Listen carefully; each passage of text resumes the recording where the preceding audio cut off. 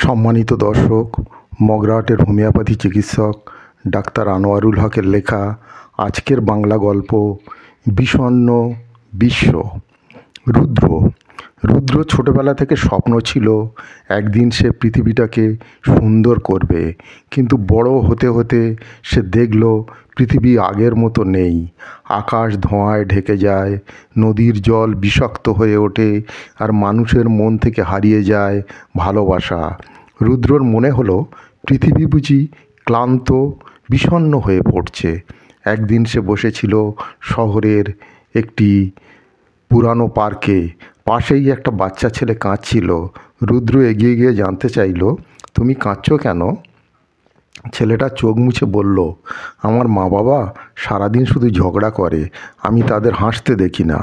আমার বাড়িটা খুব বিষণ্ণ লাগে। রুদ্র কিছুক্ষণ চুপ করে থাকে, তারপর হাসি মুখে বলল, আমরা যদি একটু ভালোবাসি তাহলে বিষণ্ণতাও সরে যাবে। ছেলেটা অবাক হয়ে জিজ্ঞাসা করলো, কিন্তু কিভাবে? রুদ্র পকেট থেকে একটা ছোট্ট কাগজ বার করলো। তাতে লেখা ছিল, একটি ভালো কাজ করো আর পৃথিবী একটু সুন্দর হয়ে যাবে। ছেলেটা ভাবলো, তারপর পাশেই বসে থাকা এক ভিক্ষুকের দিকে তাকিয়ে এগিয়ে গেল। নিজের ছোট্ট টিফিন থেকে এক টুকরো রুটি দিল লোকটাকে। ভিক্ষুকটা কেঁপে উঠল, তারপর ধীরে ধীরে হাসলো।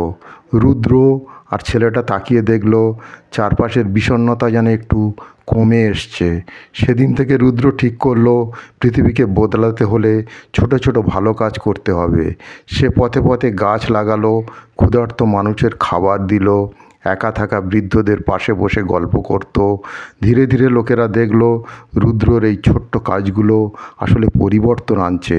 মানুষ একটু হাসছে, গাছগুলো একটু বেশি সবুজ দেখাচ্ছে, আর আকাশের ধোঁয়ায় আড়াল থেকে সূর্যটা যেন একটু একটু করে উজ্জ্বল হয়ে উঠছে। একদিন সেই ছোট্ট ছেলেটা এসে রুদ্রকে জড়িয়ে ধরে বলল, তুমি ঠিকই বলেছিলে, ভালোবাসা সত্যিই বিষণ্ণতাকে সরিয়ে দেয়। রুদ্র হেসে বলল, পৃথিবী বিষণ্ণ নয়, আমরা তাকে ভালোবাসতে ভুলে গেছি।